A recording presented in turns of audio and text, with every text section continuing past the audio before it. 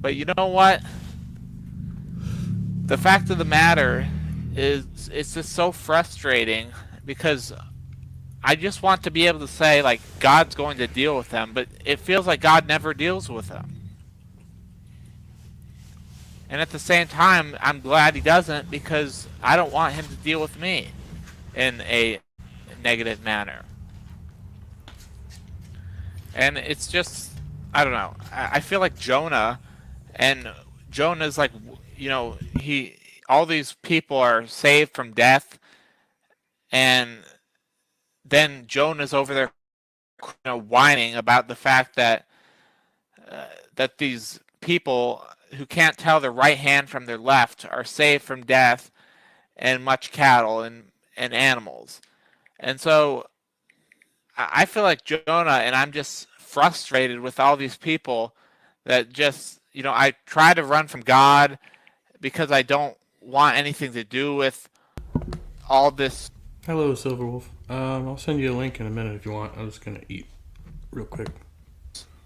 all these lies. So I just try to run from God since I have to deal with all these people. I feel like, and then God drags me back, and then it's like, you know, I preach, and then I'm frustrated, and then I'm upset that, you know, even though Jonah, of course, had them change their mind, I'm upset that these people constantly get to not change their mind and nothing happens to them.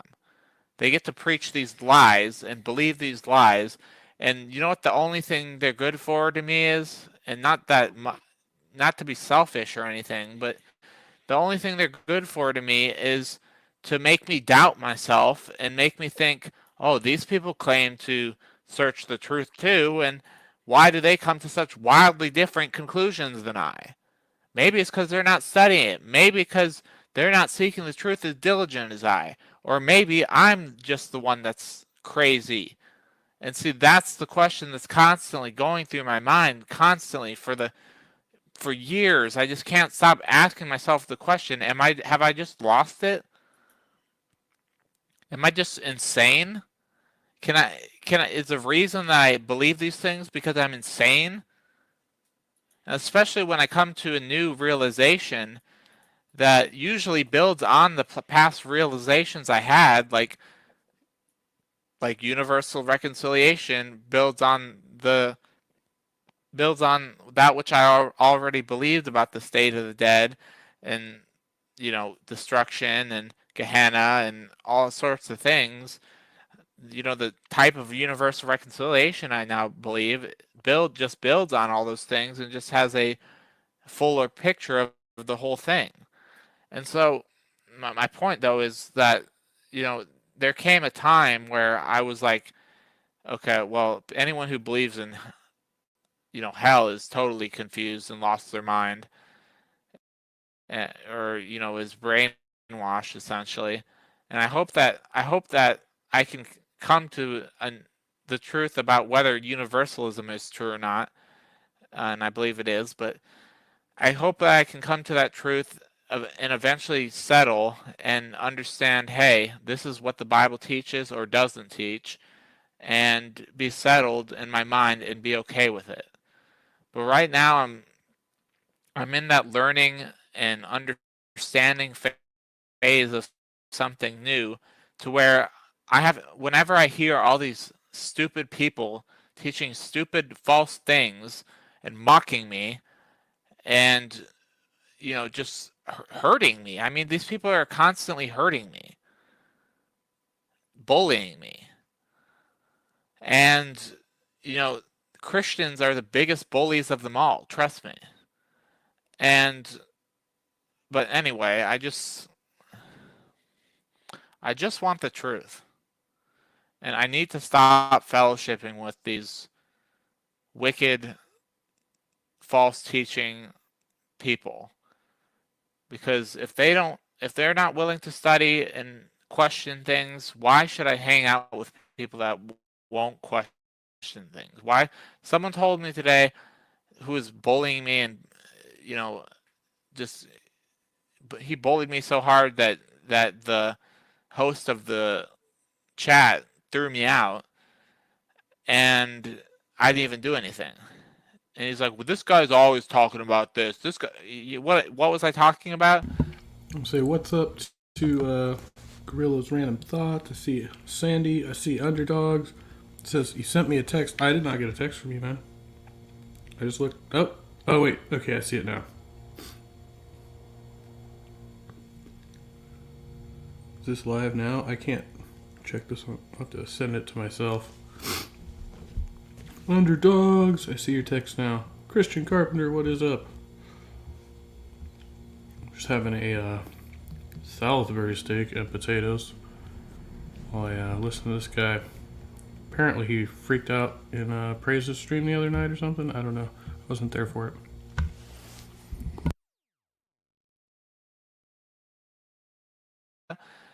This guy's always talking about what? What was I talking about? I was talking about the fact that I want to know the truth, and I'm having a hard time figuring out how I can know the truth when everyone has a different opinion on everything. And he came in there just to bully me and just to get me thrown out. And yeah, I mean, Christians are evil people, just like the rest. And, the fact that I try to love my enemies, including Satan himself, doesn't mean I'm on Satan's side. I'm definitely not on Satan's side. I have no interest in being on Satan's side. But I just love my enemies. I don't know what to say. I want everyone to be reconciled, whether, on earth or in those in the heavens. And it's not, and that's what Paul said. And if it's not true, then I don't want to believe it. But is it so surprising that I could love my enemies, like Jesus said, and not make the word of God of none effect and say, oh, that just means your enemies on earth, or oh, that our greatest enemy is Satan, and if you can't love him, what makes you any different than those who only love those who, love them? Someone said, "Oh, I have no love for someone who won't," and he was talking about Satan, who won't change their mind and you know is a murderer and all this stuff or something. And I was like, okay, this is exactly what Jesus said. If you're only willing to love those who will love you, what reward have ye? Okay? So, Also, Satan's not a person. I don't know. Satan doesn't count as like another person. yeah, I mean, I don't know. I just have this love in my heart for everyone, and I don't know what else to say, including all these people who bully and mock me. I mean, obviously, if I'm willing to love Satan, how much more those who just bully and mock me and make my life miserable.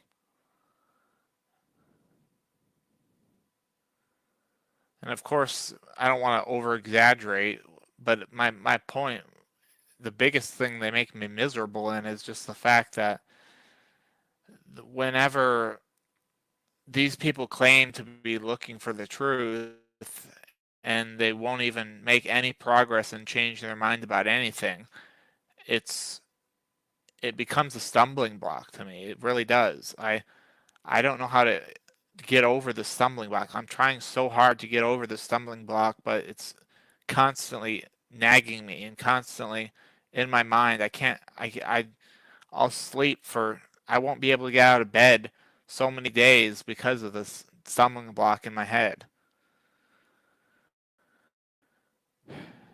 And anyway, God bless. I pray that I would know the truth. And thank you for listening. If you listened all the way to the end, I appreciate that. And I love you. God bless. Bye bye.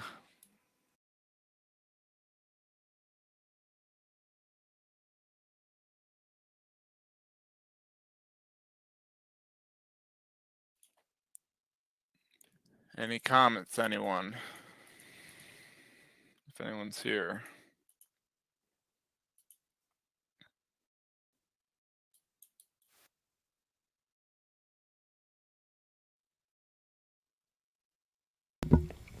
So I think Red actually left. So this guy's here by himself now.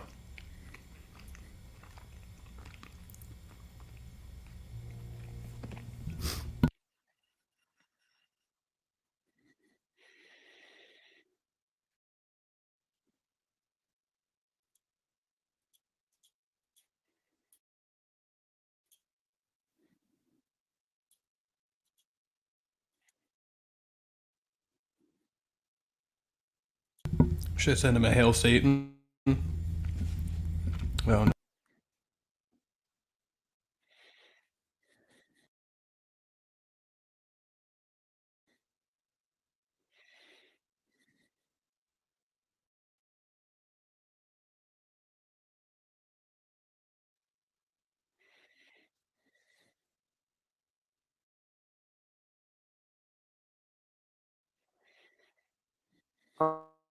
All right. I'm gonna come back here for a little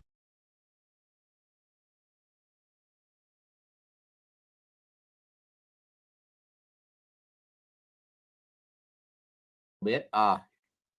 We'll just play a little bit of music here at first, and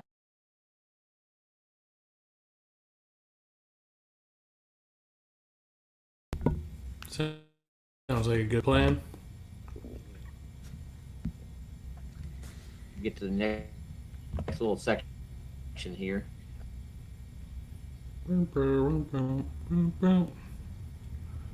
Letting other streamers dictate your streams? Sure, why not?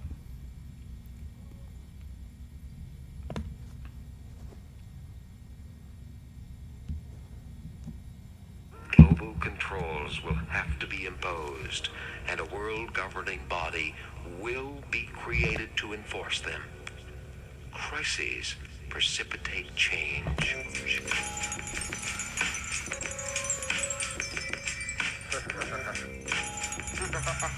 Secretly plotting your demise. I want to devise a virus to bring dire straits to your environment.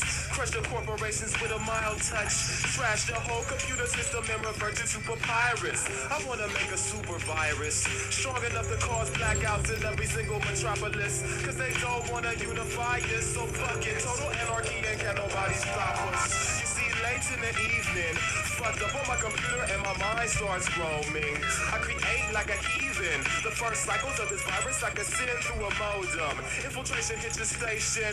No Microsoft or enhanced DOS will impede. Society thinks they're safe when bingo hard drive crashes from the rending. A lot of hackers tried viruses before. Vaporize your text like so much whiteouts. I want it where file replication is a chore. Lights out, shut down entire White House. I don't want just a bug that can be corrected. I'm erecting immaculate design. Break the nation down section by section, even to the greatest mind. It's impossible to find. I'll devise a virus to bring dire straits to your environment. Crush your corporations with a mild touch. Trash your whole computer system and revert you to papyrus. I want to devise the virus to bring dire straits to your environment. Crush your corporations with a mild touch. Trash your whole computer system and revert you to papyrus. I have already planned. The plan is programmed into every one of my 1,000 robots. We will not hesitate. We will destroy the Homo sapien.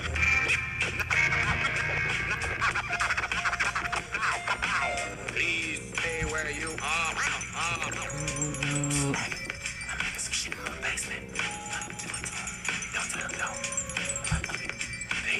I want to develop a super virus, better by far than that old white The Kentucky Atheist is going live in a few minutes. I saw that.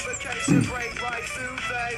Terminals, My burn them all, updates. slaves of silicon, corrupt politicians with leaders and their keywords. FBI and spies stealing bombs, precipitating plans in their face and catch the fever. Everybody loot the stores, get your canned goods. Even space stations are having a hard time. Peacekeepers seek to take our manhood, which results in the form of global have to do something apartheid. about this, Ghettos and trash internet, dumps with though. gas pumps exploded and Let me burnt see again. houses before the Great Union. The last punks walk around like mass monks, ready to manipulate the database or break through them. Human rights come in the 100th place. Mass production has always been number one. New Earth has become a repugnant place, so it's time to spread the fear that's fun to some. Long have we tried to extend our glorious empire out to the stars, only to be driven back.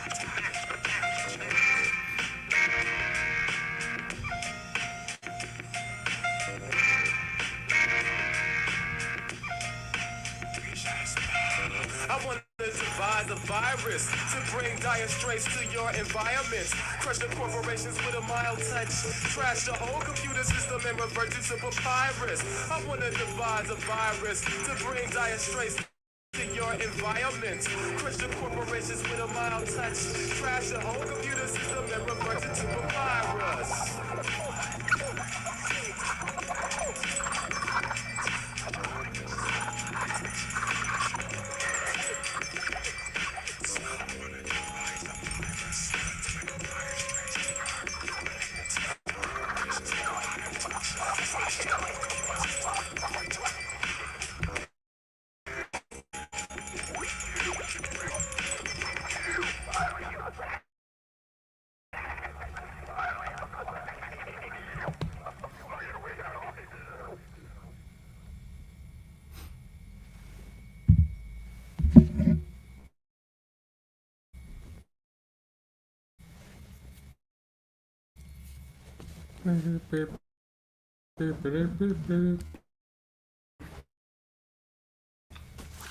Yeah, I might try to switch. I use a good mic here, but nobody cares about sound quality.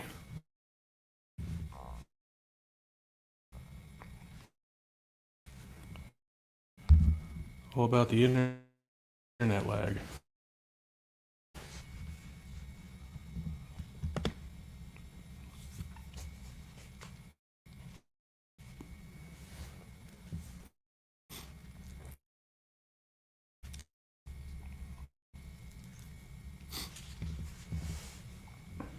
This over here.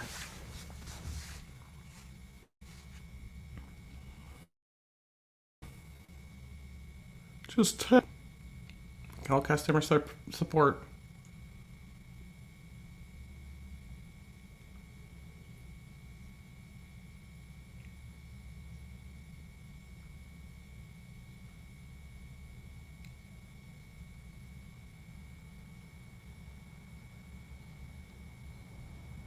All right, I'm gonna give it like a minute.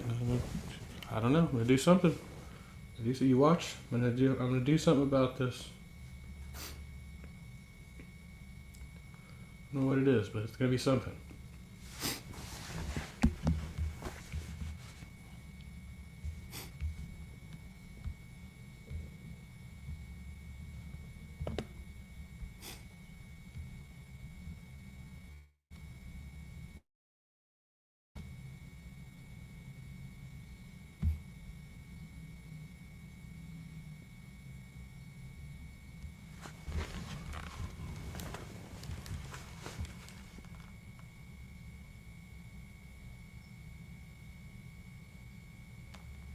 Not getting better? No. It's not getting better.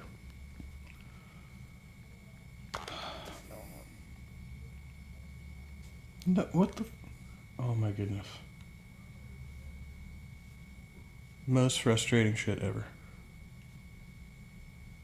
I've been frustrated all day though. Frustrated with everything today. Today's terribly frustrating. It's horrible. It's like kind of warm out.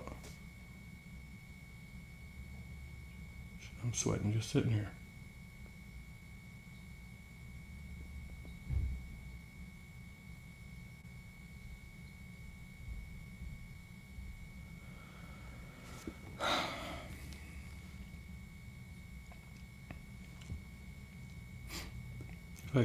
get this thing up. And then I can just, whatever. 2 cups of tea, 1 for you and 1 for me. Drown out the pain from polluted acid rain and flaming gas. It's not cooperating. I'm gonna try it again. See what's going on over here. Oh yeah, spinning circle of death. Doubting Thomas, hello. Cycled everything, including your router? Oh no. 3 dead police. 1 for thanks and 2 for please.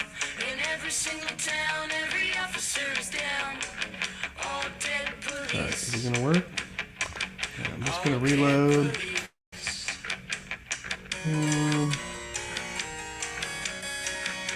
I feel like this is a lot of work.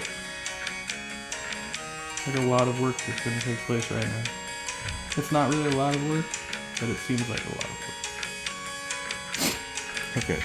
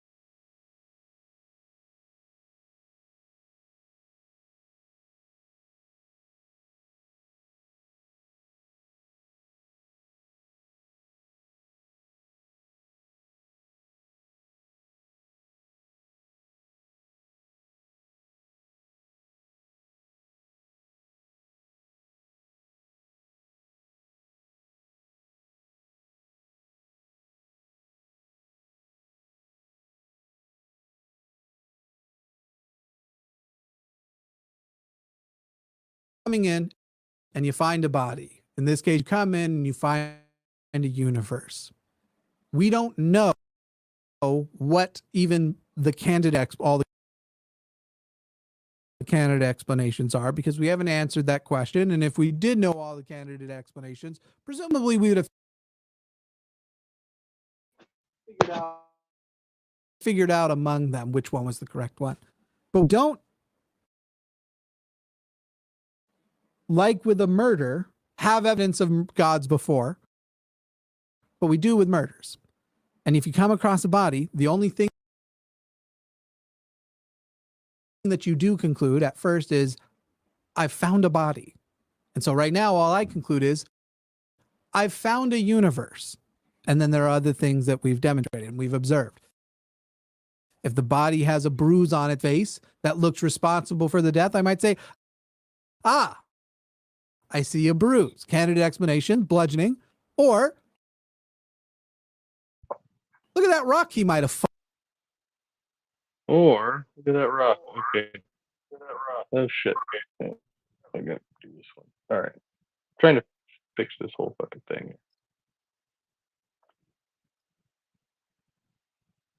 Okay, let's see if that works out any better. Maybe, maybe not.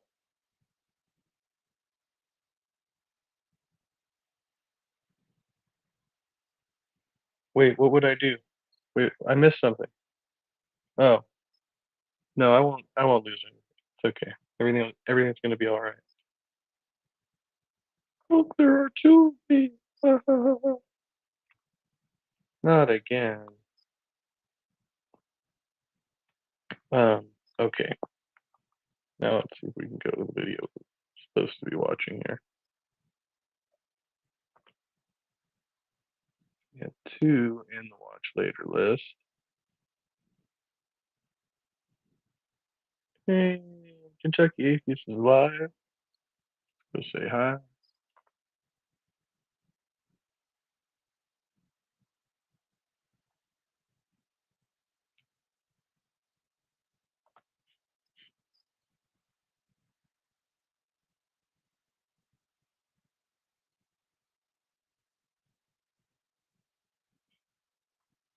Let's see if it wants to load for us. Just keep going back and forth playing this game. I can play games all day, mister. Philosophy, whatever those people are, they're very, very careful in choosing the topics they're going to debate on. They debate these cherry topics with atheists. And it's kind of what we talked about, Joe. And I'm only bringing this up because they're making a fool out of you people. And I don't want them to take advantage of you guys. So they debate cherry topics, which just is not going to do the type of damage these other topics are going to do, like morality. Do atheists have moral values? Is there a God? Evidence for the resurrection. So let's type it. They say there is no evidence for resurrection. Okay, it's on faith. It's just not going to do the type of damage of like, for example, a topic of slave beating is going to do. All right. Now I'm talking taking a whip and whipping a slave and say this is endorsed by the Bible. All right, that will cause people to leave the church, especially from blacks. So I agree. There are there's definitely a lot I think we would agree on as far as problems in the Bible, and I agree with you completely. My biggest issue is it drops the ball completely when it comes to the slavery thing, and for me, you know, my reasoning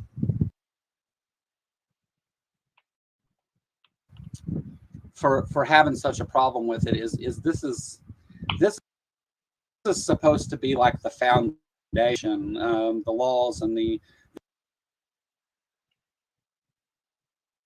rules set out in Exodus. And whenever you get to the part about slavery, instead of, I mean, it would have been so much easier. They don't own each other. You know, that's wrong. And yeah. And so, yeah, I agree. The Bible, and every Christian that I run into, the first topic is, It's all wacky on me right now. it's always morality. Okay. And so, yeah. So it's live. But everything seems to be lagging out pretty bad right now. So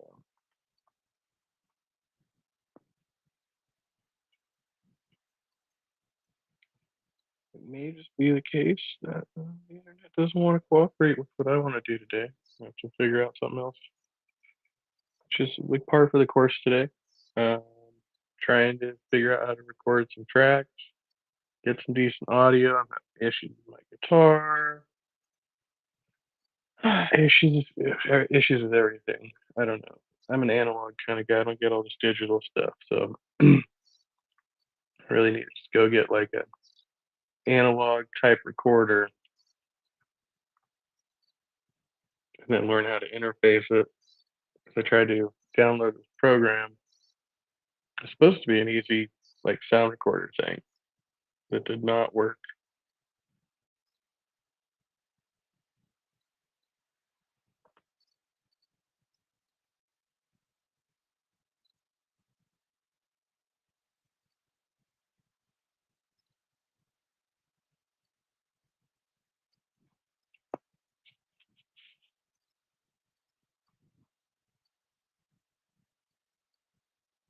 Oh, well, it's just annoying pain in the butt. Annoying pain in the butt. This is my daughter, Aya. She said to me, why we have to move?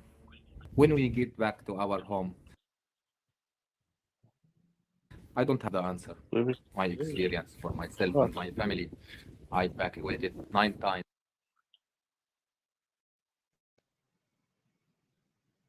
This. One of the Trying to great call me while I'm tragedies of the streaming. modern West is that people have been indoctrinated into Oh, the they're fucking belief me all that up to now. believe in God is to believe something against science or against logic. In this video, Frank Turek is laying out a case during a debate that he has with Christopher Hitchens, and he lays out the science and the logic that actually defy unbelief in God and the case that can be made through inference for God. With that being said, let's dive in. But I'm going to give you evidence in an acronym, SURGE, S-U-R-G-E. I'm not going to spend a lot of time on it because I think even Christopher in his book on page 65 says the Big Bang is the accepted origin of the universe. Couldn't like hear anything that was going on for the first part of that video, so I have to go back.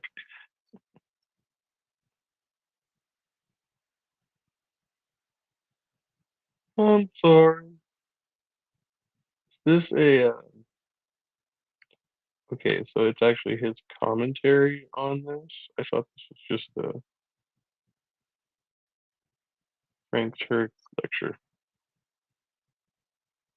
Is that Hitchens?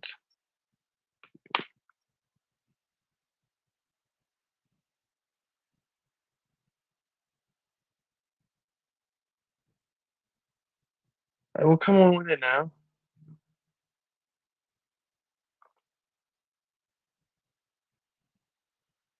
One of the great tragedies of the modern West is that people have been indoctrinated into the belief that to believe in God is to believe something against science or against logic. In this video, Frank Turek is laying out a case during a debate that he has with Christopher Hitchens, and he lays out the science and the logic that actually defy unbelief in God and the case that can be made through inference for God. With that being said, let's dive in. But I'm going to give you evidence in an acronym, SURGE, S-U-R-G.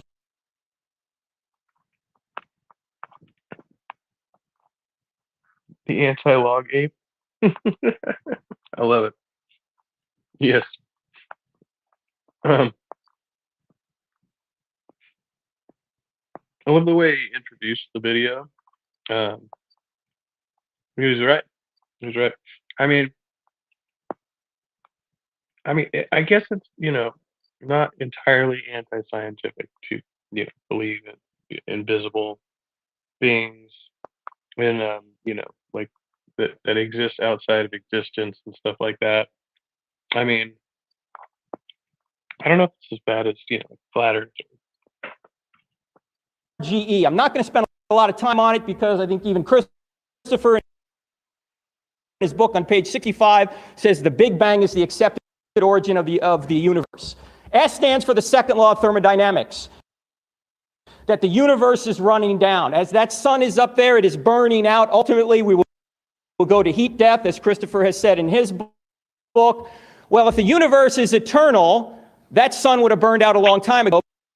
But since the sun is still up there and we still have energy here, the universe must have had a beginning. The second law of thermodynamics also says that ordered things go toward disorder.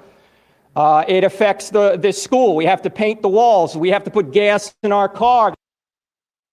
The second law of thermodynamics also affects us as human beings. When you get older, the second law of thermodynamics is seen by the fact that we all get dresser disease. That's when our chest falls into our drawers. See, that's the second law of thermodynamics. The U in surge is the fact that the universe is expanding, discovered by Edwin Hubble in 1929. Hubble deduced that if the universe is expanding, if you watched everything in reverse, you would see it collapse back to a point mathematically and logically to nothing. So the universe exploded into being out of nothing. The G stands for the great galaxy. The R stands for the radiation echo, discovered by accident by Penzias and Wilson, two scientists working at Bell Labs in Homedale, New Jersey. They discovered basically radiation afterglow, or the remnant heat from the initial Big Bang explosion. The heat is still out there. It's just a couple of degrees above absolute zero. Now, good theories predict future discoveries, and they said if the radiation after you call me while I'm streaming. It's like I should have like a special, you know, like a what are those things? The answers, like, you know.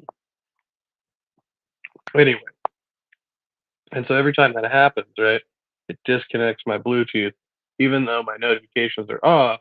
For some reason, my headset doesn't register that my notifications are off.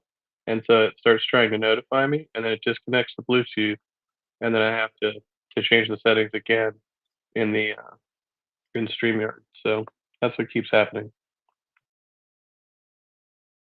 Afterglow was out there, and the Big Bang really did occur.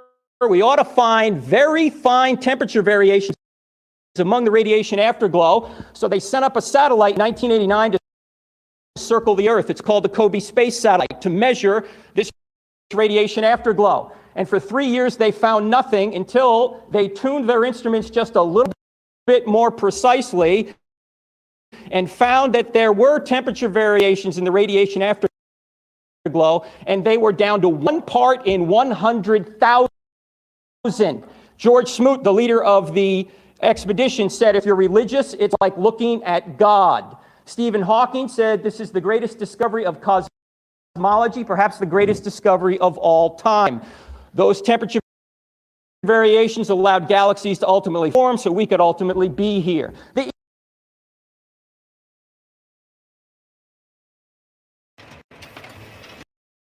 The idea of having one stream of income.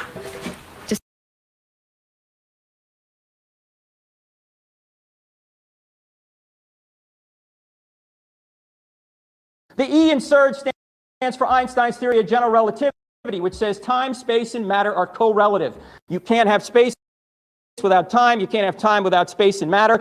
And in effect, it says that the universe came into existence with space and time together. In other words, once there was no time, once there was no space, once there was no matter, and then bang, out of nothing, the universe exploded into being. What is nothing? Aristotle had a good definition of nothing. He said, nothing is what rocks dream about. Nothing. There was no thing. There was not positive and negative energy, as Isaac Asimov has said. There was not a vacuum. There was not swirling mathematical points, as Dr. Atkins has said from Oxford. There was nothing, what rocks dream about, which means that the universe exploded into being, all space, all matter, all time, out of nothing. And several scientists have pointed this out. Stephen Hawking said almost everyone now believes that the universe and time itself had a beginning at the Big Bang. Agnostic astronomer Robert Jastrow, the man who sits in Edwin Hubble's chair, or who did until February when he died, he was an agnostic. He sat at Mount Wilson and looked through Hubble's telescope. He wrote a book in 1978 called God and the Astronomers. And here's what Jastrow wrote. Or here's what he said, actually, in an interview. He said, astronomers now found they've painted themselves into a corner because they have proven by their own methods that the world began abruptly in an act of creation to which you can trace the seeds of every star, every planet, every living thing in this cosmos and on the earth, and they have found that all this has happened as a product of forces they cannot hope to discover. That there are what I or anyone would. Okay. I'm not getting the gist of the argument here yet. Maybe I missed something. Call supernatural forces at work is now, I think, a scientifically proven fact. Wow. Why isn't an agnostic astronomer saying supernatural forces are at work? Why couldn't nature have created the universe? Because there was no nature. There was nothing, what rocks dream about, and then the entire space-time continuum leapt into existence. If it's not a natural cause, by definition, it must be a supernatural cause, something beyond the natural. In fact, Arthur Eddington, the contemporary of Einstein, who was an expert in general relativity, said, quote, "The beginning seems to present insuperable difficulties unless we agree to look on it as frankly supernatural." So the cosmological argument leaves us with one question. Either no one created something out of nothing, or someone created something out of nothing. The atheistic view is no one created something out of nothing. The theistic view is someone created something out of nothing. Which view is more reasonable? I think Julie Andrews had it right. Nothing comes from nothing. Nothing ever could. That's the cosmological argument. The teleological argument, the design argument, actually has two arguments contained within it. It is the argument from design, and there are dozens of factors about the universe that are precisely designed for the existence of the universe and life. So not only did the universe explode into being out of nothing, it did so with incredible precision. Stephen Hawking has noted that the universe would not exist if there was a decrease in the expansion rate 1 second after the Big Bang by only 1 part in 100,000 million. This led Hawking to conclude it would be very difficult to explain why the universe should have begun in just this way, except as an act of God who intended to create beings like us. Not only is it designed in terms of its expansion, but the gravitational force is so precise. If you change the gravitational force by 1 part in 10 to the 40, nothing would exist. What's 1 part in 10 to the 40? Stretch a tape measure across the entire known universe. Set gravity at 1 inch on that, anywhere on that tape measure. If you that argument they memed me like the argument goes something like, oh, the puddle says, oh look, this the water like says like, oh look, this hole is perfectly designed for me. It's just like a hole in the ground, right? Like just happens to be there. I mean, it's designed. If you move gravity, the force of gravity, 1 inch in either direction, we don't exist. There's also factors about our universe, in particular our solar system, that cannot be explained unless there's a designer behind it. For example, the Earth rotation 24 hours just right. If it was a little bit more, a little bit less, we wouldn't be here. The axial tilt 23.5 degrees, just right. Change that a little bit, we're not here. The Jupiter being in its current orbit. If Jupiter wasn't there, we'd be bombarded with space material. Why? Because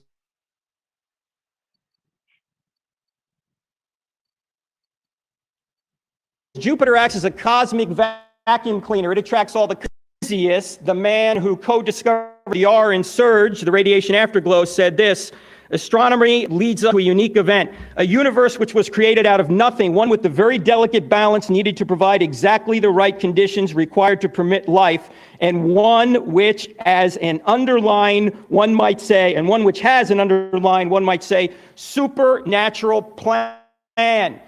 A friend of Christopher, atheist Steven Weinberg, who is an atheist, put it this way: life as we know it would be impossible if any one of several physical quantities had slightly different values.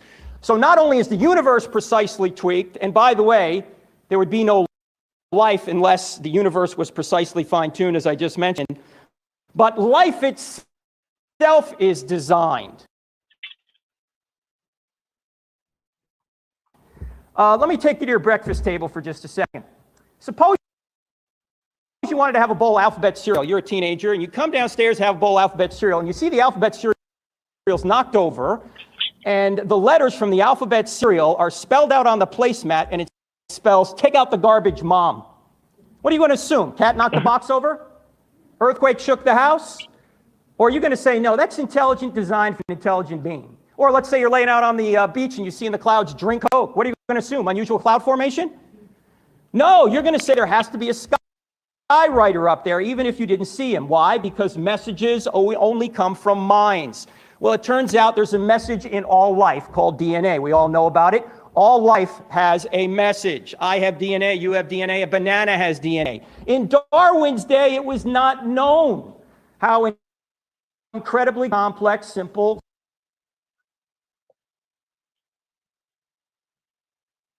so-called simple life is. This marks the potential start of a third world war, and we will soon be hit with a silent, untraceable attack on America that unfortunately very few will see coming. This attack will be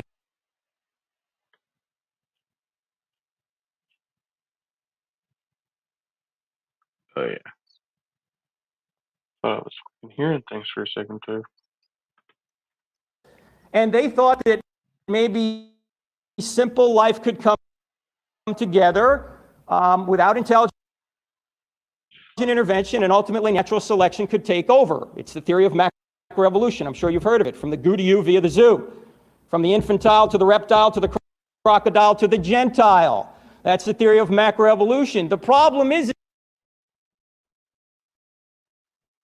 that now we know that this intelligent life couldn't have come together by natural laws, because we now know that the simplest life has the amount of specified complexity or information in it in terms of DNA of 1,000 complete sets of Encyclopedia Britannica. Now, who's that according to? Not a Christian, not a theist. That's according to Richard Dawkins from his book Blind Watchmaker. I think it's page 116. Now, to believe that that resulted by natural laws, like believing that the Library of Congress resulted from an explosion in a printing shop. See, I don't have enough faith to believe that. So life appears to be designed. In fact, Antony Flew, who was an atheist, a very prominent atheist, but recently became a theist, or at least a deist, as a result of this evidence, said it is impossible for evolution to account for the fact that one single cell can carry more data than all the volumes of the Encyclopedia Britannica put together. It now seems to me that the findings of more than 50 years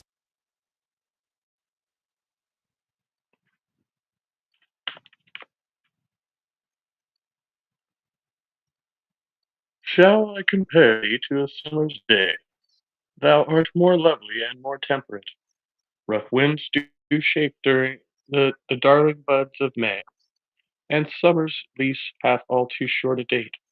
Sometime too hot the eye of heaven shines, and often is his gold complexion dimmed, and every fair from fair sometimes declines.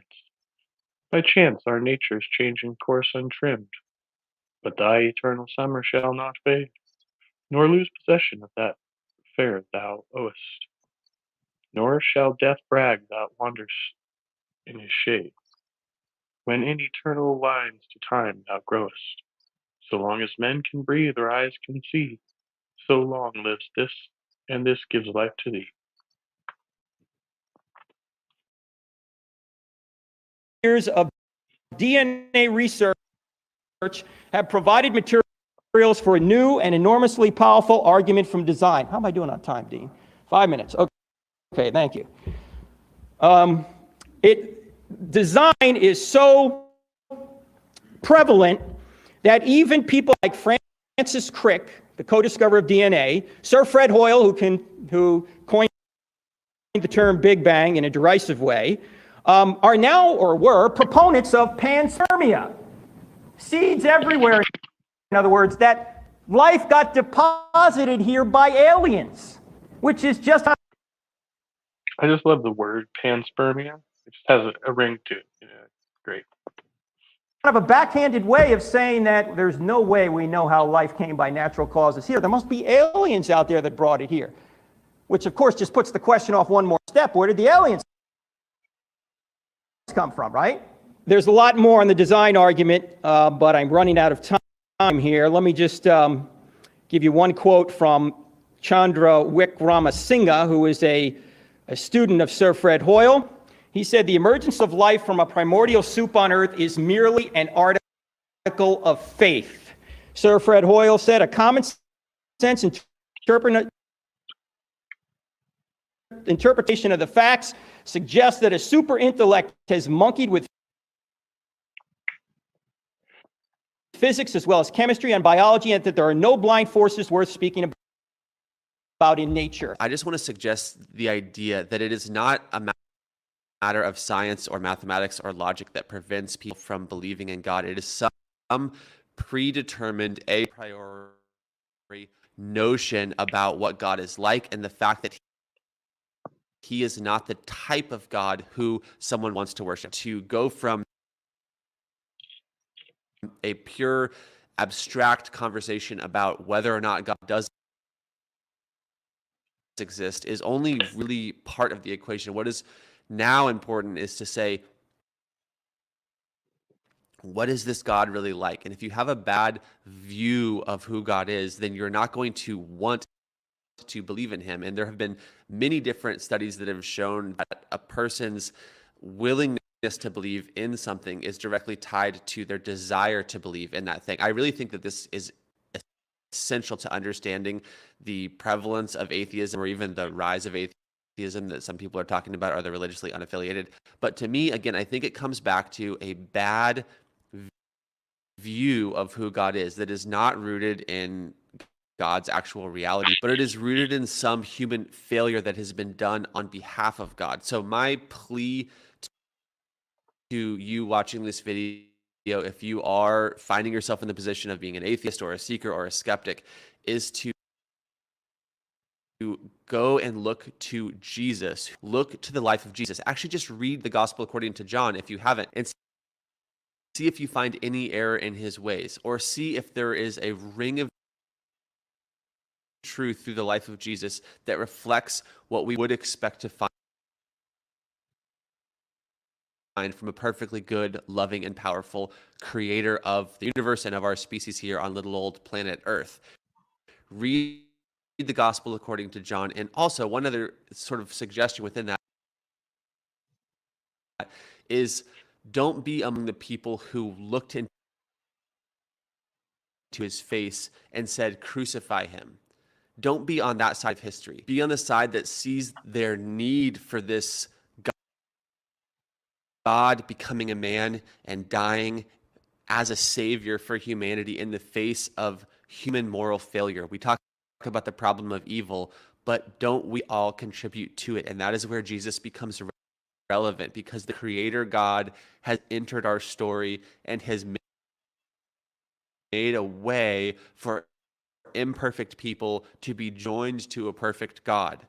If you're being honest with yourself, I think that we can all admit that we are not morally perfect, and that there is a need for us to be joined to holiness. That way has been made through Jesus. He has given us his innocence on the cross and taken our guilt upon himself. What some have called the great exchange. So let's go beyond mere scientific and logical arguments and look at the glory and the beauty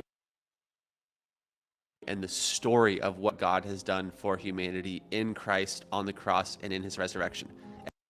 At least consider it. With that being said, I'll see you guys in the next video. At least consider it. Just read the one part of the Bible that I like.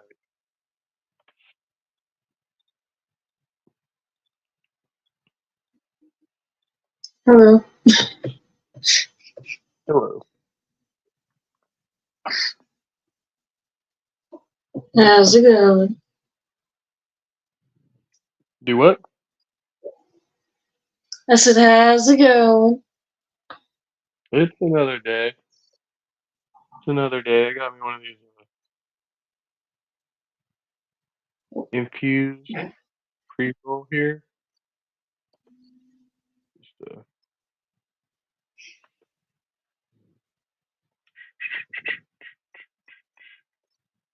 It's called an animal. Interesting.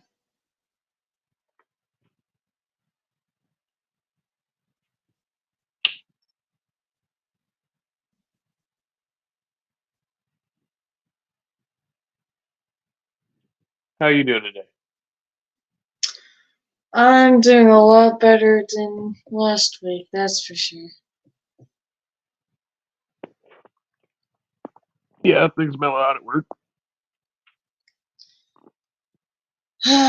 Yeah, I have an interview for a different job this week, so I'm hoping if I get hired there, I can quit this job and I don't have to be all stressed out anymore from it.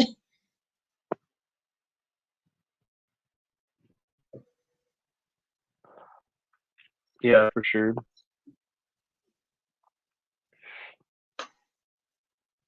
Let me start putting in job application again. Yeah. Slacking.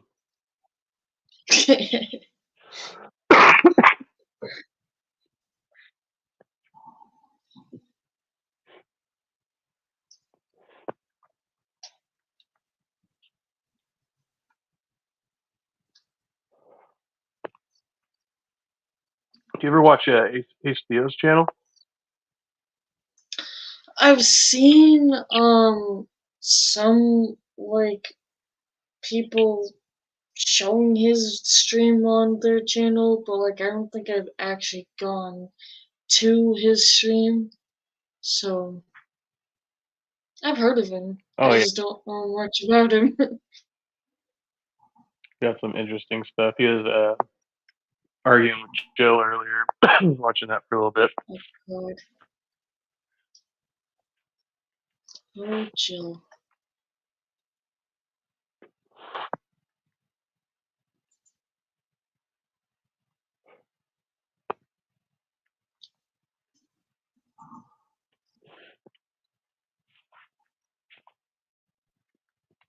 Let's save this. So put that in.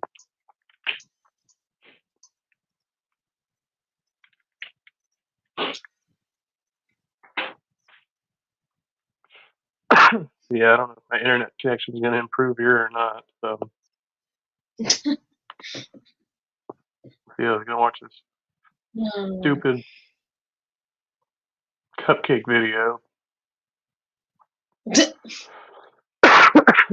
Dropped the other day. I haven't seen anybody else cover it. I mean, the guy's pretty much fucking irrelevant at this point, but Yeah.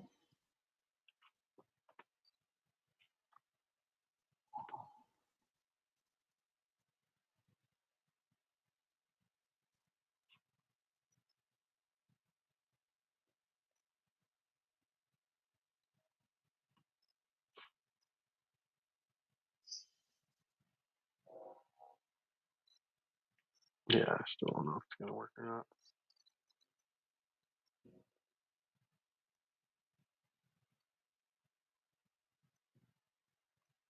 I think of the whole transgender topic where we have girls that are victims of men, biological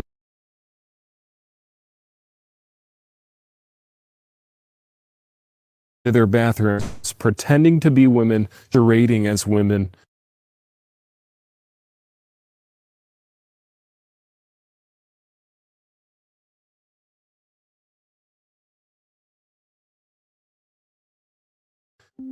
A male was in our locker room when volleyball girls were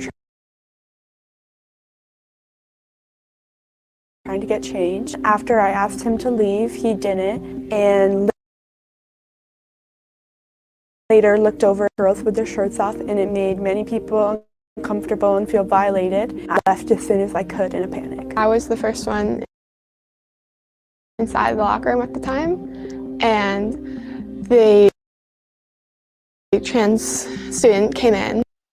First of all, if it was a man, what would they be doing in the locker room anyway, right? You mean they're calling this trans girl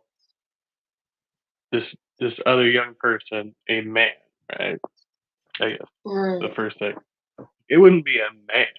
Like that would then you'd have like a serious issue, right?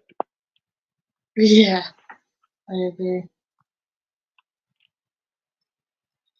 I've seen this interview on somebody else's channel before.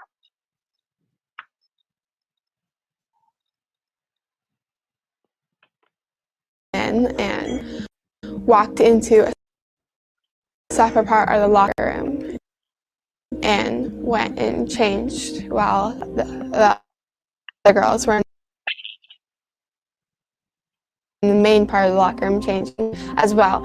A lot of us stated, like, can you please get out? We're changing. We don't feel comfortable with you in here. After a little while, the student did leave, but it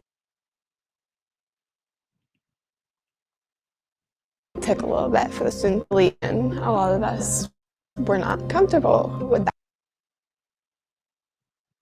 that situation. And it's happened before.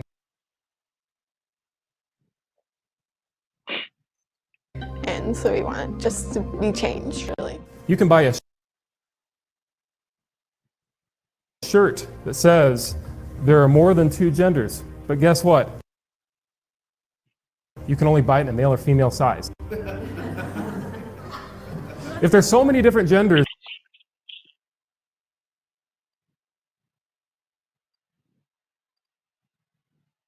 shouldn't there be non-binary, male, female? Well, there are. Cat, dog, right? Because people are saying you identify as well. Those are like sizing categories. I mean,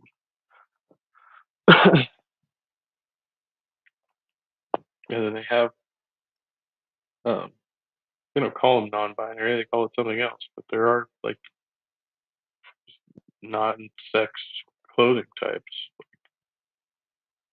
Whatever you want, right?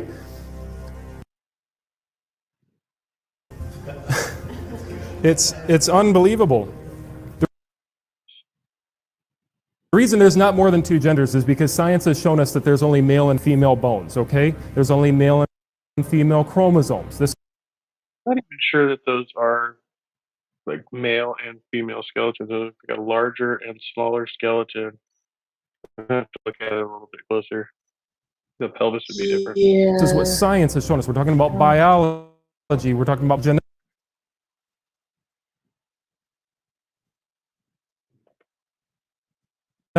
We're talking about scientific fact, scientific law. We only have male and female eyes. There's no such thing as a non-binary chromosome. It doesn't exist. They put their faith in a false religion.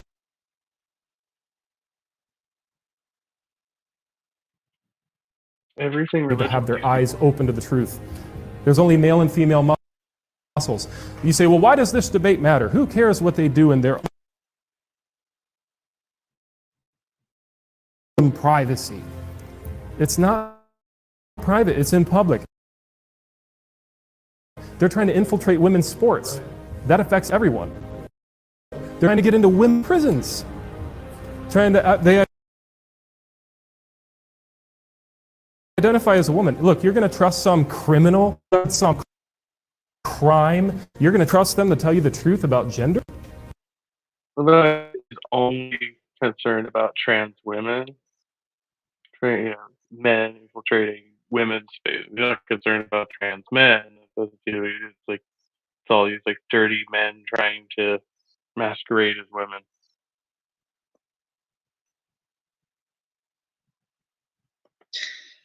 Yeah, I'm kind of laughing at this.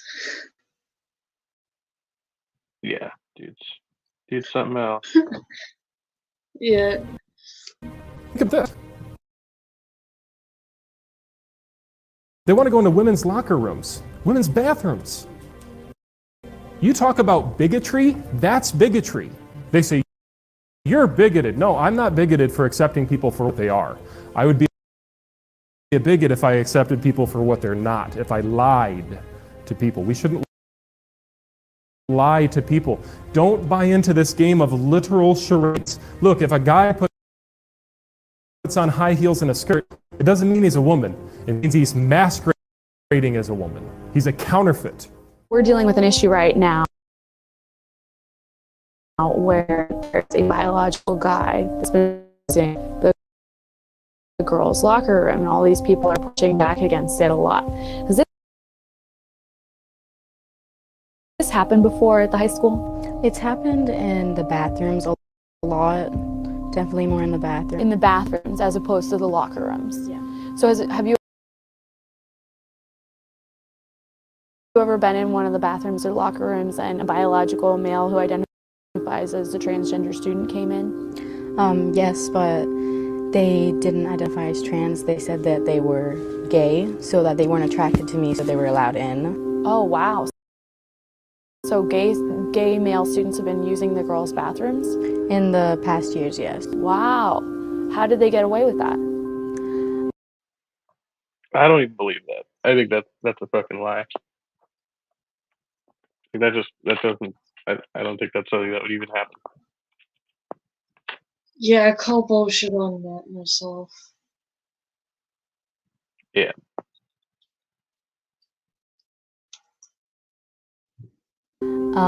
The school didn't care much to listen to our concern. And then when we did face he would complain to the harassment because I looked at him wrong. Riley Gaines says that she was ambushed and physically hurt at San Francisco State by trans activists. The former college swimmer has been speaking at colleges all across the country about keeping trans women out of women's sports. Videos from the school's newspaper, Golden Gate Express, show strong reaction to last night's speech.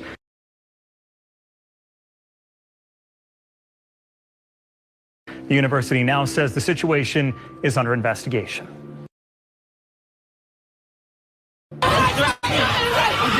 Former college swimmer Riley Gaines being chased away and shouted at by trans activists.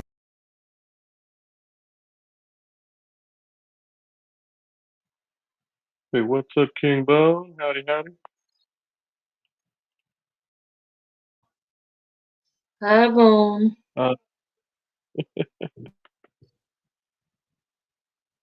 Penis.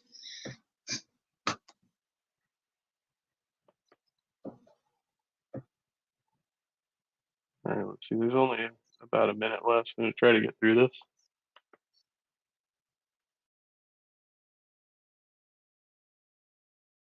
This after an event at San Francisco State University. Don't buy into this game of literal charades. Look, if a guy puts on high heels and a skirt, it doesn't mean he's a woman. It means he's masquerading as a woman. He's a counterfeit. The truth needs to be said, and whether people call it judgmental or hateful or not, we still need to speak it. This is what Christianity is all about, pursuing truth and helping people not be victims. The fact that this man is and has been using the women's restroom and locker room. Firstly, the question we must address is why are we affirming the mental confusion of this boy and putting the safety of women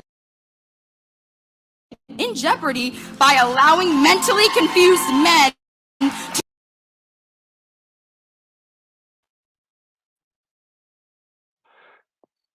to use the women's spaces.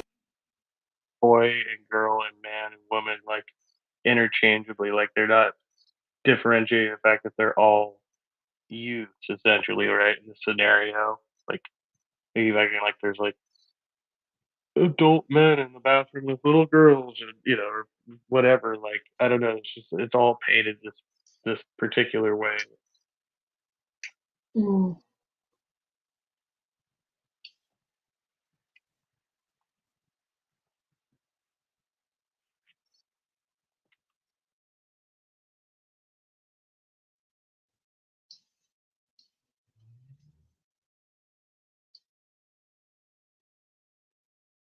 Cases. Of course, any male who claims he is a woman will accept it. But what about the women? What about the true girls like myself who are female down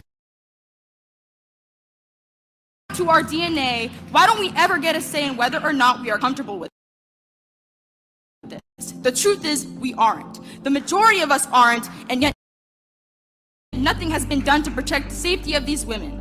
I will conclude with this.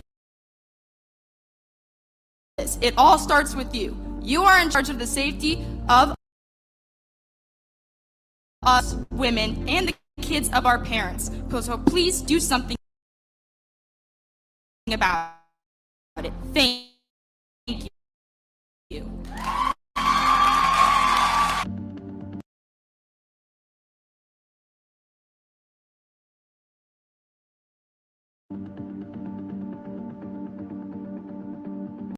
Yeesh.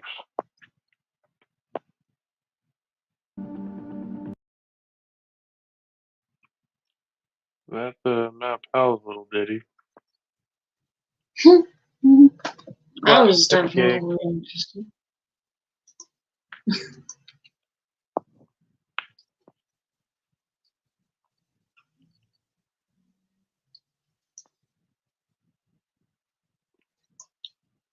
I don't know. Personally, I think shared restrooms are just weird, man. I don't like being in any type of like being at the urinals. It's just super uncomfortable. I don't know. Yeah, that's a little fucking weird. Imagine like living in Rome, and, like everybody bathing together. And, I don't know. Oh, Seems like hell it's no. pretty.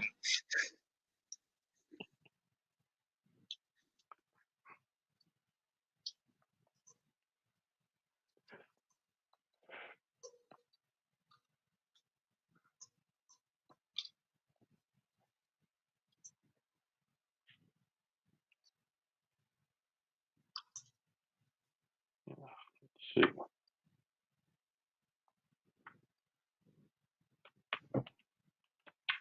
I've got my yarn over here.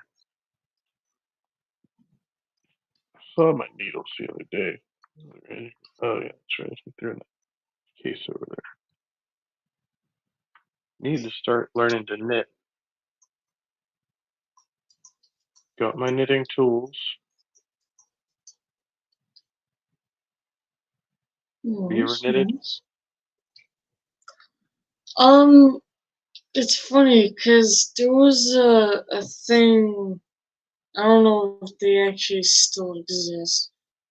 They're called like latch hook like rugs. Like you can make your own rug, but it comes with like a print of whatever design, and you have to try to get the yarn on a latch hook and get it through whatever rug it's supposed to be. I used to do those as a kid, but I stopped. Okay. I think there's a specific name for it. I just can't think on the top of my head.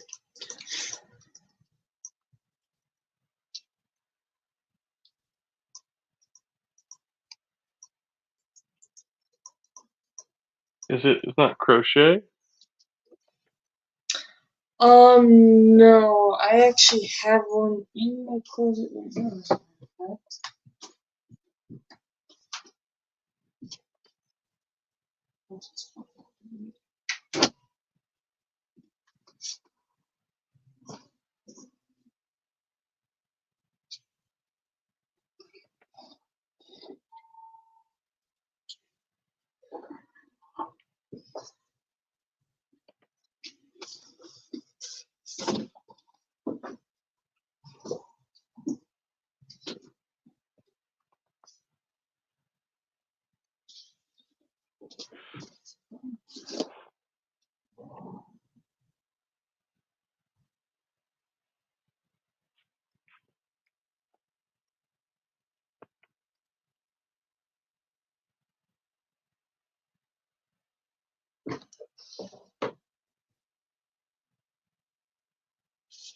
So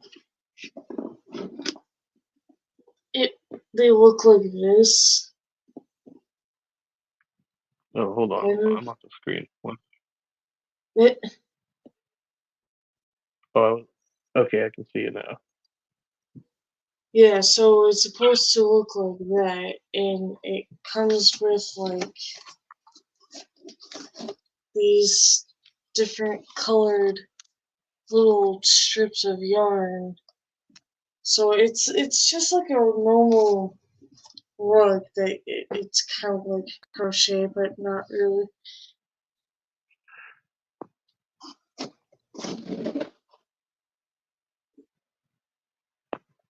It's like coloring with fabric. Yeah, like think of it as paint by number, but with yarn.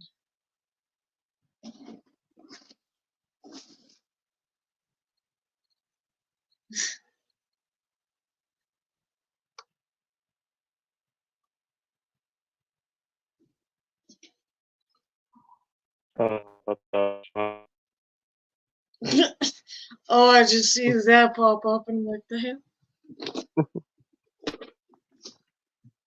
All right, let's see. This one's supposed to be for beginners, so get a thing out of this. Hey guys, it's Ryan. In this video, I'm going to be teaching you how to knit.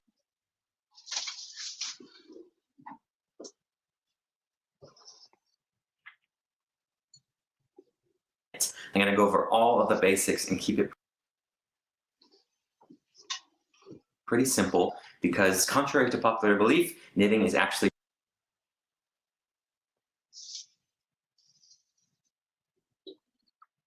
pretty easy. It can seem intimidating at first, but we're going to keep it simple so you can hit the ground running. All you're going to need is yarn and 2 knitting needles, and then you're ready to go. So getting started, first thing we need to do is we actually need to get the yarn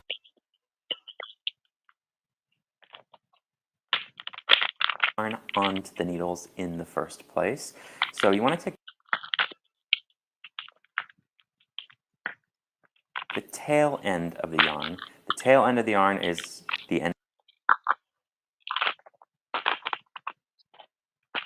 of the yarn, and the rest of the yarn is going to be connected to this ball. You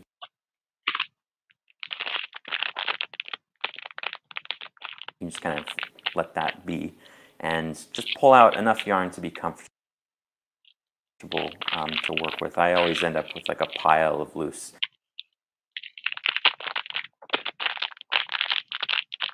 yarn here, and it sometimes becomes a tangled mess, and that's totally fine. So take the tail end of your yarn, and we can put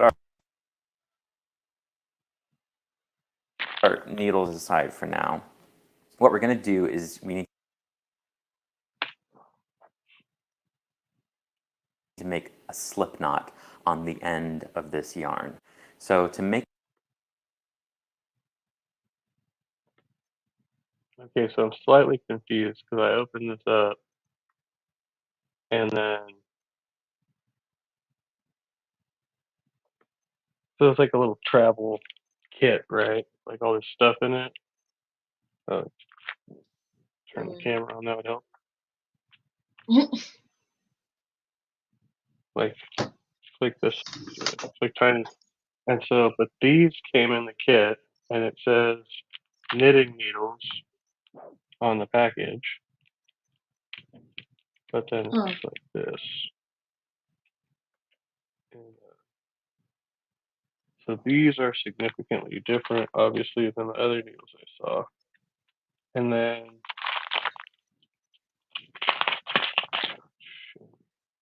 dropping stuff.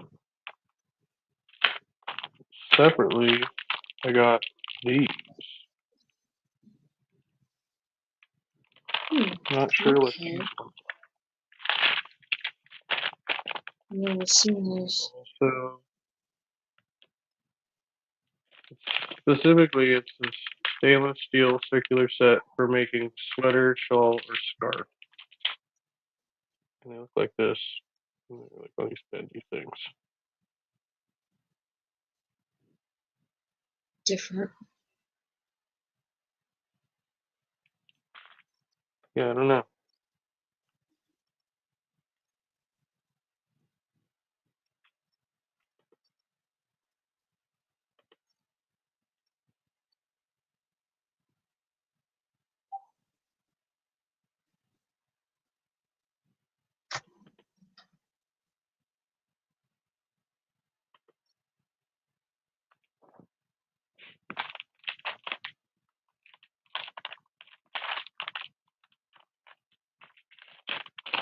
A slip knot. You want to take the yarn like this, and with the tail end, flip it over the part that's connected to the rest of the yarn, just like this. So you make a little loop here. We're going to take 2 fingers and put it through this loop like this. And what we're going to do is grab the yarn that's connected to the rest of the yarn, so this end of the yarn. We're going to grab it with the 2 fingers and pull it through this loop that we created. So you come up, you grab that part of the yarn, and then just gently pull everything a little tight, but not too tight, just so it's snug. So you should end up with this nice little noose here that you can make tighter and looser depending on which end of the yarn you're pulling Find the end of the yarn on. So with this loop, this is actually going to be your first stitch that you put on your needles. So take your needle, put it through the loop that you just made, and if you pull the end of the yarn that's connected to the rest of the yarn, everything should gently tighten. So the loop is going to tighten up on the needle, and you want to just give everything a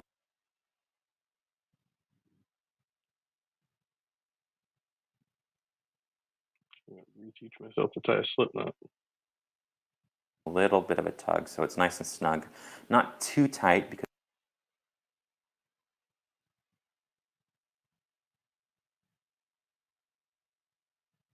you're going to be working with this. You want it to remain a little loose. It's okay if it moves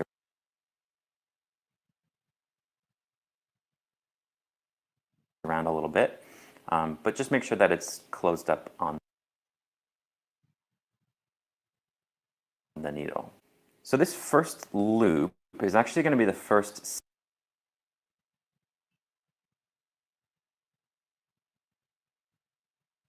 stitch on our project, and the number of stitches that we put on this first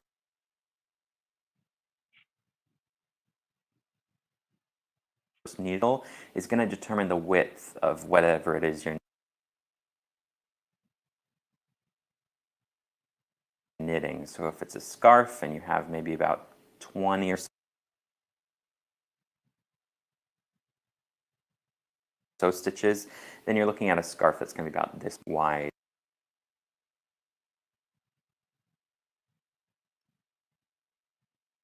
And it'll kind of just grow out from there. And these needles that I'm using here are pretty short just because they're easy to maneuver for me for the video. But most knitting needles are going to give you a lot of space to create a pretty large project. To cast on more stitches, you don't need to make another slip knot. It's actually much easier than that. all you have to do is make more loops, and we're going to put those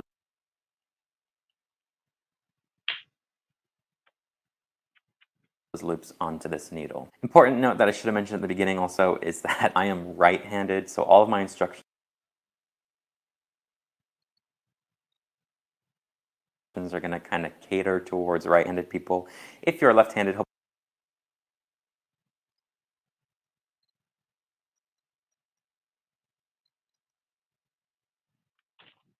hopefully you can make it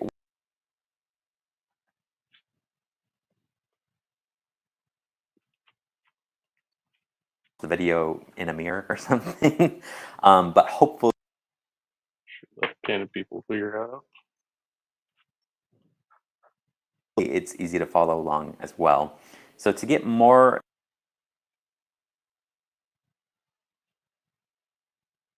stitches onto the needle, what we're going to do is just gently wrap the yarn around your index finger like this. So you're holding the yarn in your left hand, wrap the yarn like this,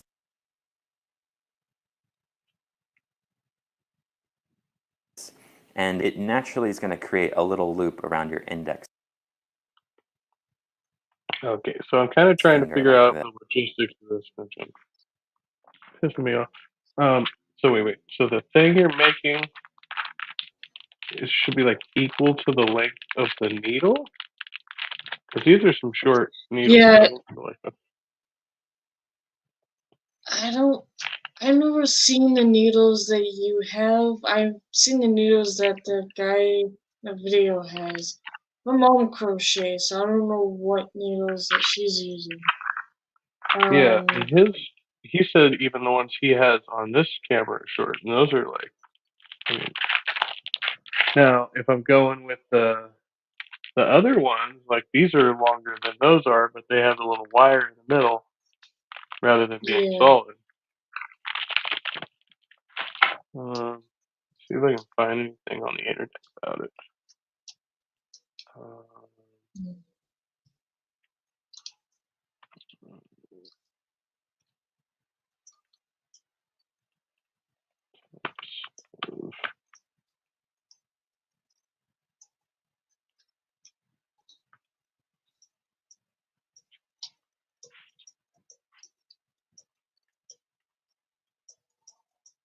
Oh yeah, there's definitely a lot of different types here. We've got straight needles, hexagonal needles, metal needles, plastic needles, wood needles, bamboo needles, cable needles, interchangeable needles. 9 more. I see. Circular. Okay. What up, CC? Welcome back. The knitting aid. Why would you need my location at this very moment? That doesn't even make sense. We need to find out where he's knitting. You're right. Okay, so these ones kind of look like the ones in my kit. Well, one of them does. The other two don't.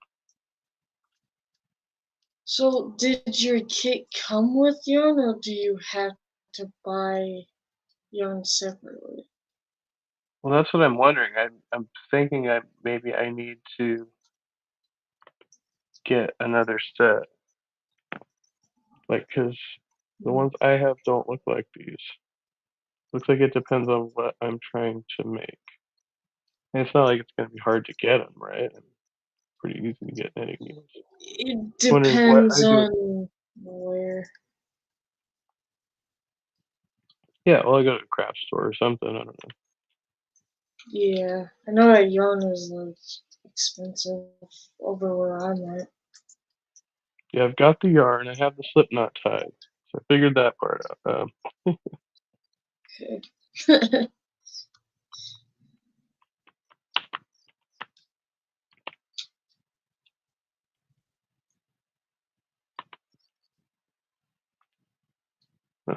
That's great.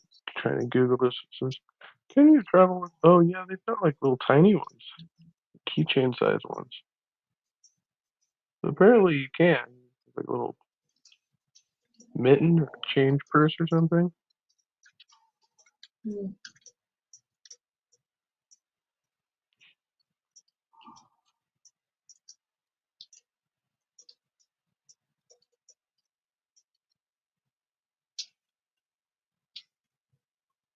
Like one of the most commonly asked questions is, "Can you knit on a plane?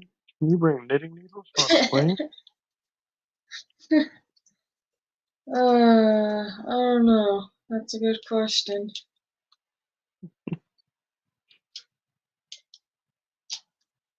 This one's huge. $80, 14-inch Caspian. Some people take their knitting fucking seriously, bro. Yeah, my grandmother did. I'm not kidding. She did it really seriously. I'm like, damn. This one's a 75-piece bamboo set for $8.78. It's not bad. Timu though, I don't know. I've heard they operate sweatshop. Yeah, I don't really trust Timu. It's cheap, but they might not give you exactly what you're actually looking for. Yeah. All right, let's see. Maybe I'll give this a little test run, see if I can get a couple of threads spun here. Like this. And what we're going to do with this loop is we're going to fit this needle, or we're going to use the needle and scoop the loop off of our finger. So you have the yarn, you kind of turn it a little bit so it creates a loop, and then just take the needle and scoop the loop up through the bottom and pull it off like this. And then just kind of gently pull it tight, not too tight. You just want it to be snug on the needle. So to do that again, you just wrap the yarn around your left index finger, take the needle, come up through the bottom and scoop the loop off onto the needle. Just like that. And you keep going, doing a couple more. So each one of these is going to make your project wider and wider. As you go about this, you'll notice that you're forming a kind of ridge here where all the loops are kind of lined up. Right here, there's a nice little uniform edge of where all the loops are kind of looping over each other. So you have this nice little ridge. Feel free to space everything out to give yourself more room, and it's okay if you grab it. But just make sure that that ridge doesn't get twisted. A lot of times, if you're gripping the needle or something, that ridge is going to get twisted around. So just make sure that you keep that ridge as straight and uniform as possible so you don't get anything mixed up or twisted.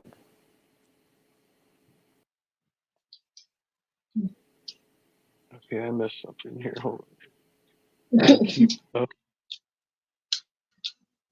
So I've casted on 18 stitches onto this needle, and that's about as much as I can comfortably fit onto this needle. And I'm going to kind of space them all out a little bit just so they can have a nice little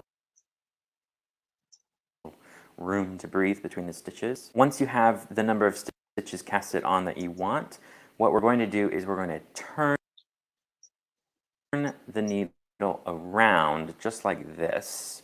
So we're on the back side of it. So we've got the front, turn here. So the yarn, the tail end of the yarn is on the back or the left side of the needle, and the rest of the yarn here is right at the front of the needle. With your needle in this position, you can hold on to it with your left around here. Wow.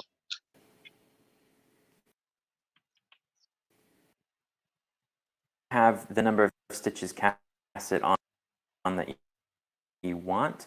What we're going to do is we're going to turn the needle around just like this. So we're on the back side of it. So we've got the front here, turn it around here.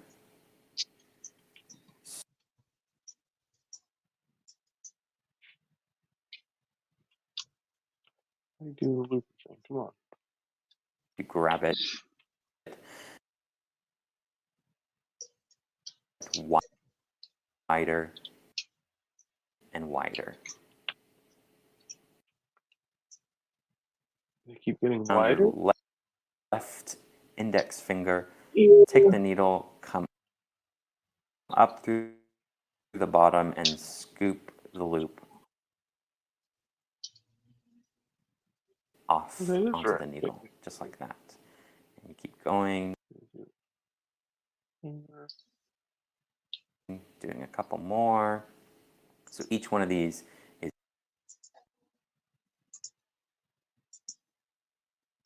going to make your project wider and wider. As you go about this, you'll notice that you're forming a kind of ridge here where all the loops are kind of lined up. So right here, there's a nice little uniform edge of where all the loops are kind of looping over each other. So you have this nice little ridge. Feel free to space everything out to give yourself more room, and it's okay if you grab it. But just make sure that that ridge doesn't get twisted. A lot of times, if you're gripping the needle or something, that ridge is going to get twisted around. So just make sure that you keep that ridge as straight and uniform as possible so you don't get anything mixed up or twisted.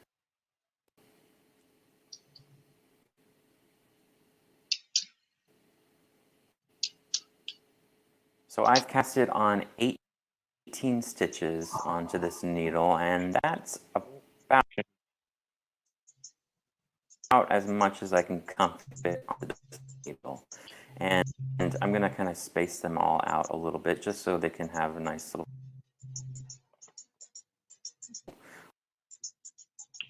Okay, so I've got oh,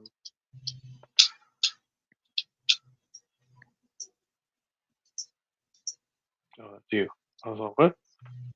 I paused the video. No, no.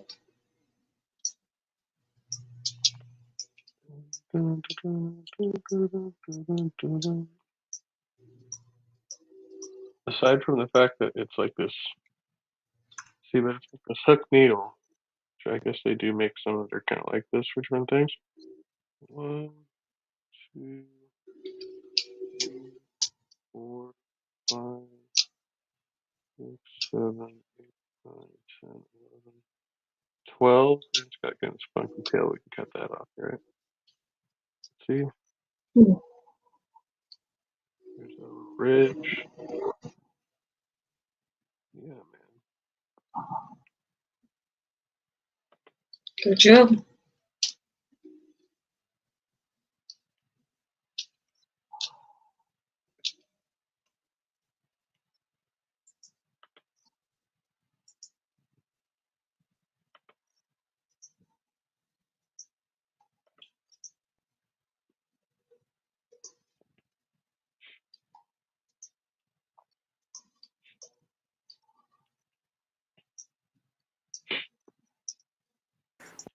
room to breathe between the stitches. Once you have the number of stitches casted on that you want, what we're going to do is we're going to turn the needle around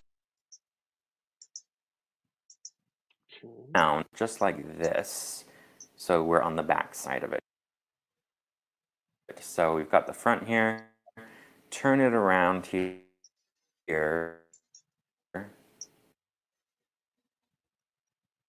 Yes.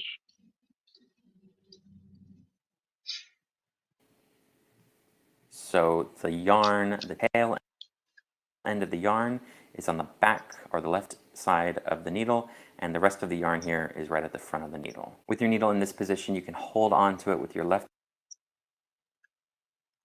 hand. It's okay if you touch the stitches that just make sure you're not gripping it too tightly so if anything gets twisted or messed up or anything like that. Just lightly hold it, and now we're going to start knitting. Sir. So this is the most complicated part, but this is what bread the and fuck, sir? that take your second needle that we have. Got me found. Don't call me out on my stream, bro. No. I know, right? Like, what the fuck? Oh, shit. And right away, we're going to get into this first loop or this first stitch, and we're going to start knitting this entire row of stitches. So to knit, this is how you do it. So you want to take first stitch here in the row. We've got, this is the yarn that's connected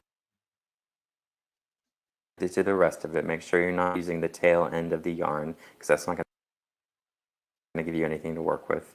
On the front of your needle, you've got the rest of the yarn and you've got this first stitch here. Slide this stitch up to the end of the needle. It doesn't need to be too close, but don't worry about it falling off or flying away or anything like that. It's okay. And what we're going to do is this. We're going to take the second needle and take it through this loop up through the back side of the left-handed needle. So take your needle and put it to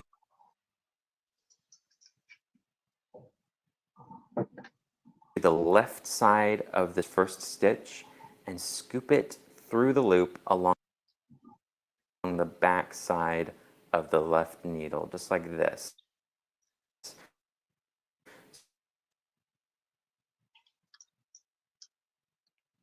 So kind of an X with the two needles. So I'll do that again just real quick so you can see. You've got the loop here. Take the needle, take it along the left side of the loop, stick it up through the loop, and come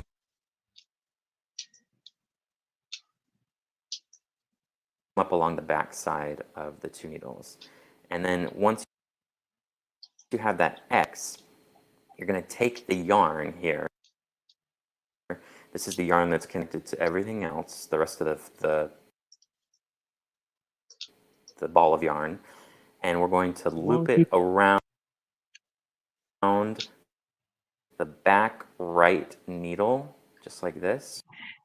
So slip it around the back right needle that's along the back side and pull it not too tight, but give it a nice little tug. And it's going to be pulled between these two needles. So between the X, it's going to come up through the middle of them, come down here like through the bottom. And then we're going to take the right needle, the one that's in the right hand, we're going to come down and scoop off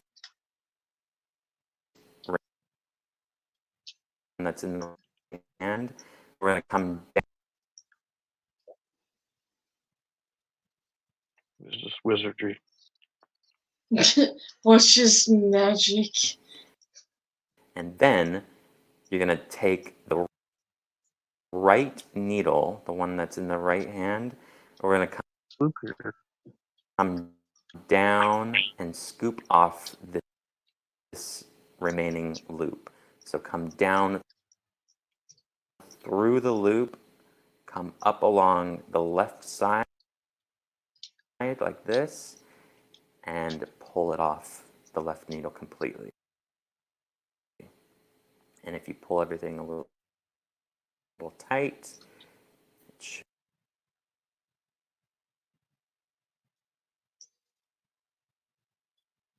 should look all right. go back. So I missed something there. No. So we got the loop. He was sitting in like the same spot for a really long time. And I don't know. Up along the left He's a side wizard, I like swear. this, and pull it off the left needle completely. And if you pull everything a little tight,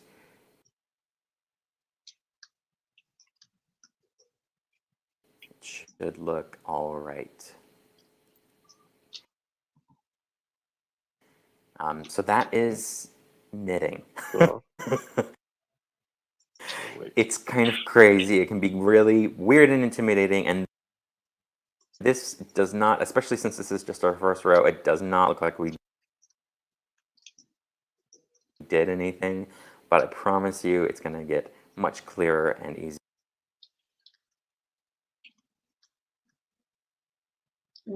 as we go along. So moving right along, we're going to do the second I don't think I got stitch this now. on here right. So we've got the second stitch up to the edge of this, up to the end of this second needle on the left. Take the right-handed needle, come up through the loop along the back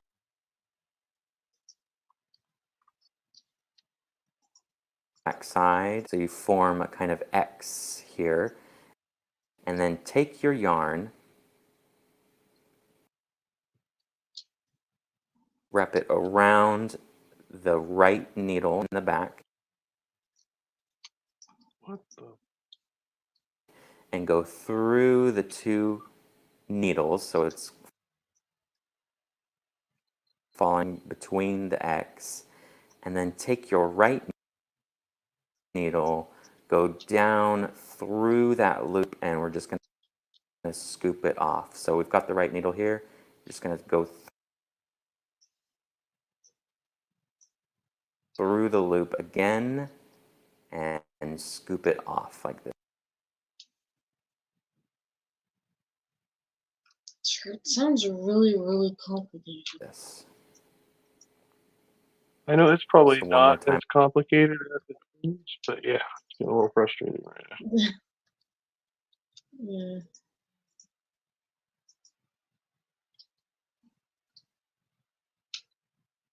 Oh my goodness. Like I started the thing.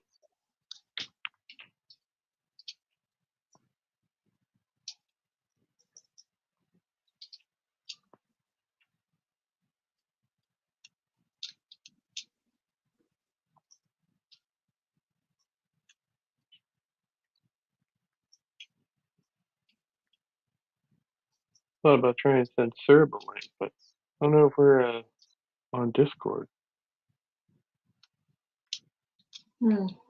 I can probably send him the link if you want me to. Do what? I can probably send him the link since I actually have him on Discord.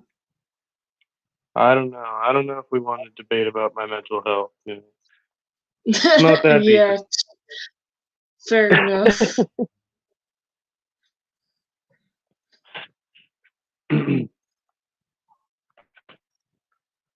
Actually, Lone Wanderer's Bunker sent me the knitting stuff for my recovery or whatever that thing is. I think I'm supposed to be doing.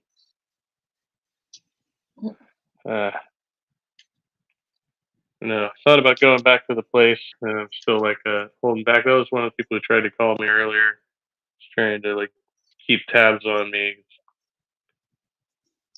You know, sober companions or whatever. Yeah. Man, time flies when you're getting drunk. I've been off the wagon for like almost 3 weeks now. I mean, you know, on and off again, but you know, for the most part. Well, yeah.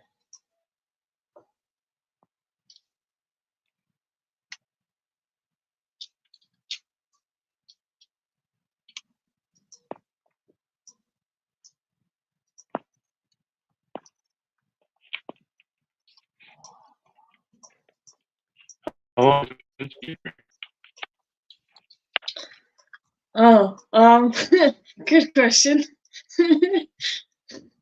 um, I actually got drunk, like, I think it was last Thursday. So since then, Over a week though. yeah.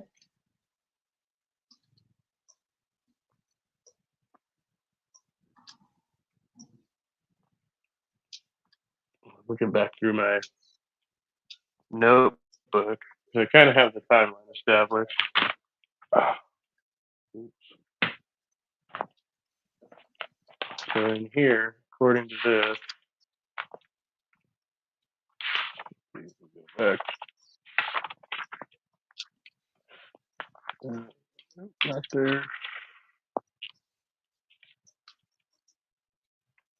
That one.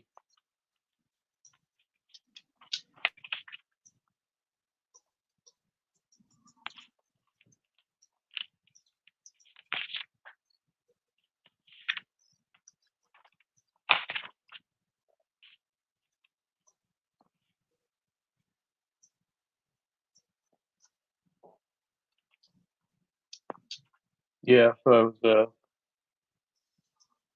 how was this happen?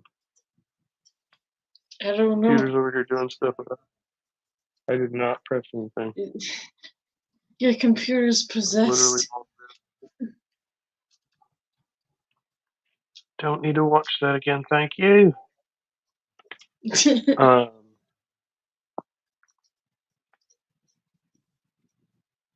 Yeah, it was 97 days. So it's still the 4th. And then back on the 4th and the 5th. And then stop again.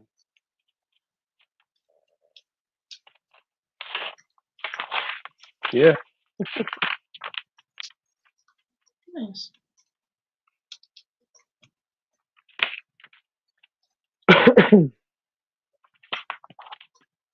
Oh, and I have a note here that says, guy, Alex commented on a video I saw recently.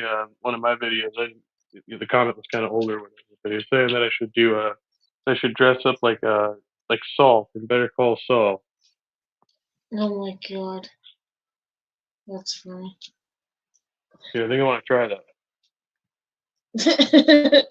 Go for it.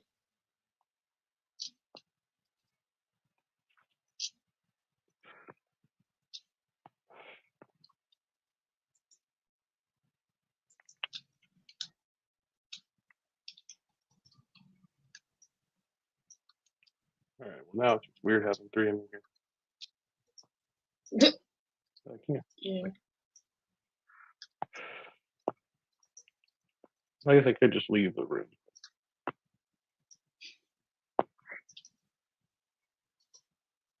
Let's see if I can show you this thing I did earlier.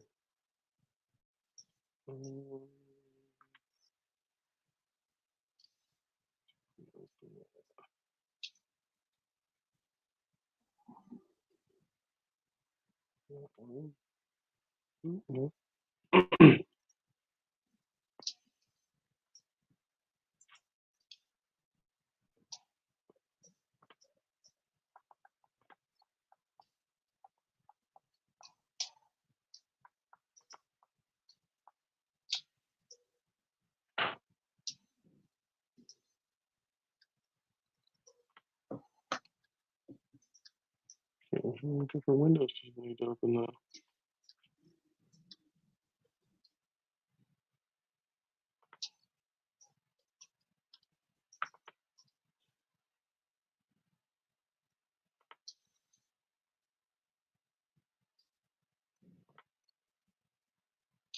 The sound wasn't too bad on this.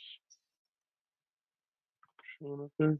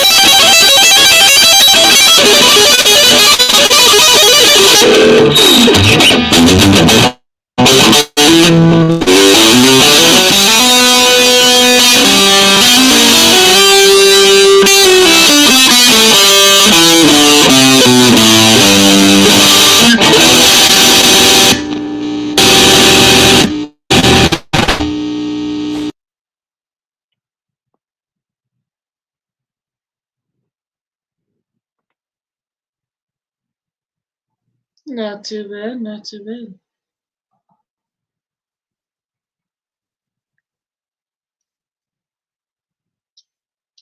Yes, that also reminds me. What do you-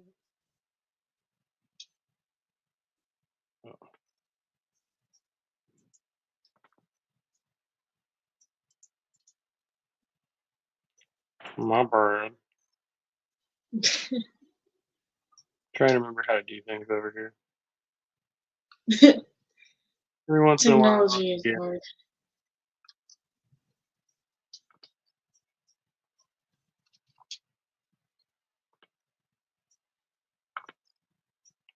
Me.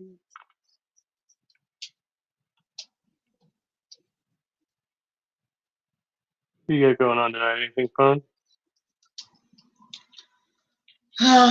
Well, I've been pretty much lazy to do anything on my new server that I haven't started, so I'm starting it now. Because I'm like, you know what, I keep putting it off and I might as well just actually fucking do something with it. So, here I am doing it. I might stream later. I love how that I was in the middle of drawing, but then someone came in the chat and then came in the Discord call. I'm like, well, I guess I'm not drawing. Which has been saying some interesting stuff. Nice face.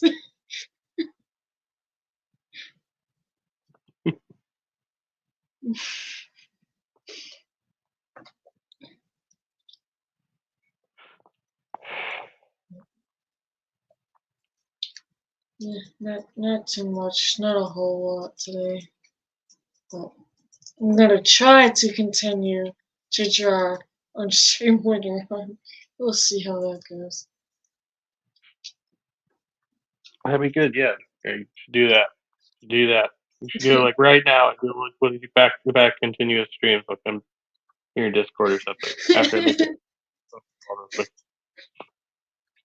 Yeah.